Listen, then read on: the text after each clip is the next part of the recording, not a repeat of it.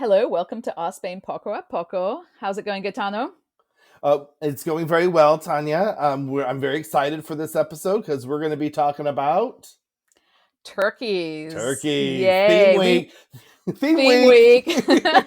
We're gonna, as you said, we're gonna wing it and talk about Oh, turkeys. bam! Yes, we are going to wing it. This is actually really, really fun. I did not know this, and I am thoroughly surprised by this journey into turkeys. So I hope everyone else will be as fascinated as I was.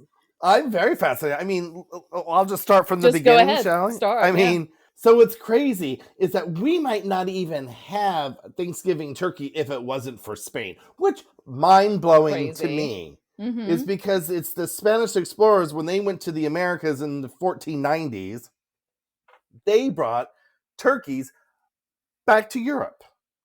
What? Who knew? I didn't know that we had turkeys because of that, honestly. So they were brought and over and then and and they then were bred breeding them here. here, yeah, Yeah. and started taking over the continent, Which I right? think, yeah, which is bananas. So in back so long ago to have the Spanish were the ones that really made turkeys a popular food item in Europe because once they were in Spain and they were breeding them and, getting them to be like the perfect food, I guess, Right. and then spreading them to France and Italy and England, which I think is like not how I thought turkeys ended up in No. Europe at all. No, I didn't either. And it's crazy because then, like, by the 1520s, 30s, they had been farming them so much that they had taken over, like, I don't want to say taken over, but they had become a staple food in Right. France and Italy. And by Hmm. 1540, they were in England, right? So Yeah, and they were initially quite a noble food because they were special, which they makes were sense. special, They had right? been brought over from the New World over there and they had been breeding them, and they were something that was special and more expensive, therefore. Right. Um, and I think there was definitely a time when they then got to be sort of cheaper and were therefore available to more people and became more of a common food. Right. I think by closing in on 1600, right? By the Hmm. 1570s, they had crossed that we've got too many and now the prices are low. And then now the prices are Right? low. And this goes back, which is really interesting, because in our episode about Thanksgiving, I had said that yes, the Thanksgiving meal is basically a British Christmas meal, except for the fact that except for turkey, because we don't really use turkey a lot. So that part came from America. I'm all wrong Right. because we actually the turkey took over the traditional goose in the Victorian era, because it was cheaper and easier to Well, even do. before this, because like in the Pilgrims were Oh, way for the yeah, before Victorian area. I yeah. mean, Sorry, that was up until the kings. Victorian area, Yeah. maybe. Yeah. So from then upwards, so the British Christmas meal or a very fancy, big meal that you would be making, like our Thanksgiving meal in America, was done with a goose usually or a ham or something like that, and the turkey took over. Right. So, that was what was going on. And speaking of turkeys, I do want to just mention that their name, they poor little turkeys have a bit of an identity crisis because they Yes. they don't have their own name. They were mistaken in Spain for a peacock, which is a pavo real. So they started calling them pavos. So that's how they got Right. that name. They weren't like, what should we call this pretty bird? They just mistook it for another bird and It's got basically, bushy tail feathers, so it must be related. So it must right? be And then the British named it turkey because they misidentified the bird with a guinea fowl, which was imported to England via the Turkish traders. So the poor turkey never got its own name, which is very which is sad. which is very sad. Poor little birdie. Poor poor little turker. And then when the Pilgrims came over, I mentioned they then brought him to the Americas, and so the Thanksgiving meal. So growing, I'm 53, so growing up in America in first grade, we were told Hmm. that the English didn't know what they were doing and were starving, and the friendly happy Indians showed them how to cook turkey and all Right. these things. And no, I mean we talked about it. That was very similar to the English meal, but no, we're literally told that the Indians didn't do anything. They actually knew already how to cook this bird. They had already Right. taken it. They had already gotten it 100 years ago, and then And they had brought them over, and that is how it became. So this is the final journey of the turkey from Mexico through Spain and France and Italy into England, where they were, using it as for many, many decades at that point as a Mhm. Christmas meal. And then when they went and over and colonized America, they brought the turkeys with them. They brought the turkeys with them, but the Mexican turkeys, The and then when they Mexican arrived, they turkeys. found out that actually the northeast of the United States had their own breed Had of their wild own. turkey. Right. So, So they were bringing something that already existed, but the idea that they didn't know how to cook it is a bit far-fetched, we're finding yes, out. yes. I'm sorry that you have found out through a Poco A Poco about turkeys that your childhood education about Thanksgiving is a fraud. Well, I think the myth has been exposed a while, but the turkey part wasn't. That's all new to me. Yeah, About new to me how, too. I mean, fascinating. Yeah. I think so. So when the Spanish did bring them over, they did what we like I'm a farmer. What farmers do is you start breeding them for the positive traits that you like. Hmm. So then through the domestication process, they started breeding out what they came up with their own breeds Yeah. that they like. And you want to go through some of the 3 breeds that have remained in Yeah, Spain? because we still have a lot of wild turkey out here that I think you can probably even go hunting for some of them and hunt turkeys. So there's a pavo de la dehesa, and if you have listened to our poco a poco about jamon, there's a jamon dehesa too. So that basically means like free range.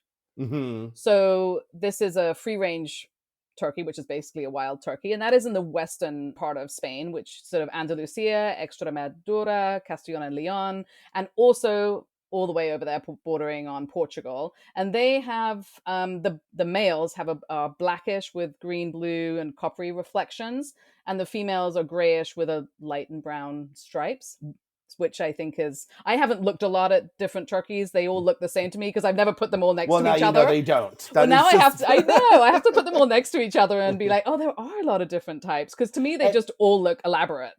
and just like the guineas and the peacocks, the males have all the showy, pretty feathers, and the Mm-hmm. females are unfortunately just this kind of like beige thing walking Right. around. Yeah, not very Right? exciting.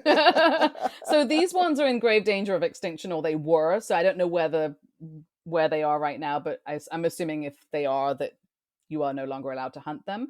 I would But hope not. I would hope not. Yes. You want to do the next one? Yes, then there's the Pavo Majorcan, which is a breed from the Balearic Islands. Hmm. Obviously, Majorca, it's kind of in the name. It kind of And is. Surprise. so this breed is recognized among the razas autochtonas of the Balearic Islands, so it's a Hmm. little statusy there. And its plumage is blackish with green tones Hmm. without other color spots. So it's Ooh. a solid colored bird, So that as it one's were. very And it's plain. kind of, yeah, and it's this is one of Darwin's rules because it's on an island. It's kind of like self-bred, and the features have kind of stood out because it's an insular kind Oh, I of, see. Okay. you know what I Hmm. mean? And the third one, there may be more, but we've just picked Right. sort of 3 of these wild pavos. So the pavos de Menorca, and that is also obviously in the Balearic Islands in Menorca. And this is also a local variety. And the plumage of these can be quite variable. And they go from almost black with some bronze and brass tones to almost white with a pattern of white and dark gray or brown. And and then the males have a very prominent conical above the nose, that thing, that Yeah, that big warty no one's ever growth heard thing. that Yeah. word before. Yeah. And I think, but these are kind of wild turkeys that are in different places that have obviously sort of They're hopefully the heirloom breeds, there right? you So I'm sure go. people are keeping them as well Yeah. on farms and raising them. But then there is the domestic turkey, which is Yes. just your white turkey. But what's interesting about the domestic turkeys here, I mean, in Europe in general, we're not, they're filling them with hormones, all that. So you don't have the top heavy, busty turkeys that you have that are all No. breast meat in But I'm sure America. they've bred them for the ones that are as plump as can possibly be, I would I guess so. imagine. Well, I Yeah. guess, but whenever I've ordered them, there's one size turkey you're getting. You're not like, I'd Oh, like a yeah. 25-pounder, you know? No, I mean, so in Spain, I would say in general, they are, breeding turkeys commercially for some sliced meat. You might be able to find some ground turkey, maybe, but I mean, you're not getting whole turkeys massively. Whole So turkeys are hard to find, but you'll very, find the legs and breasts at the store, yeah, like, and you'll find for roasting. maybe some pates or something made of, I mean, some Yes. things like that. But if exactly like you said, if you're looking for a whole turkey for your Thanksgiving or for a meal, it's a pretty much one size fits all, and you can cook as many of those as you want. But I mean that Right. you're not going and asking for a large variety of poundage of a turkey in that regard. No, No. no. She was like, it's between 5 and 7. I was like, oh, seven's good. And she was like, Right. no, it's between 5 It and will 7 be kilograms. it'll be whatever it It'll be shows in up. that range. We're not weighing them for Right. you. And there may still be a pound of feathers on it. So just keep that in mind when you're weighing Right. it. And a 3-foot long neck that we Yeah. may or may not cut off for you, depending on how Yes. nice you ask us, right? So Yes, exactly. So I've definitely had to pluck a few feathers off of them when I get them, because that's not really what they're selling on a general. You do have to kind of ask them for them. You're not going to find yeah, turkeys just sitting in the supermarket. So it's a no. special request, and they're happy to do it, but maybe not happy to pluck all the feathers off. No, Yeah. it's a thing. That's But I okay. think I don't know much more, but what I would like to say is to our listeners, I hope you learned something that you can share at Thanksgiving Mhm. this year, and Yep. then everyone may talk about you, like, yes, we know. Oh my God, can you believe Gerald brought up about Spain again? Again, Well, will you say, this turkey is from Spain, by the way? yes. And the only reason why we have this meal is because it's a British meal. Maybe don't bring that up. That probably won't be a very popular opinion there. Well, I say better to bring that up than who's your favorite sports team. That's probably an easier conversation. That's true. I'll agree with you on that. Well, that's all we know. I hope everyone found that as fascinating as we did researching it. Well, I hope so too. Adios, Tanya. Adios. Till next time. Bye. Thank you for listening to Our Spain Poco A Poco. Since you love us so much, please do go on to our social media and follow us and like us and subscribe where you're listening, because it really does help us to grow and stick around and do what we are very much enjoying doing. And, give us a shout out on the social medias. Give us a comment on what you would like to hear us talk about. I mean, we like to hear ourselves speak, but we do want to make this, informative for our listeners. Absolutely, yeah. You can comment on one of our posts, or you can send us a message through our Spain Facebook page or Instagram. So we would love to hear from you. Yes, we would. Till the next episode. Bye.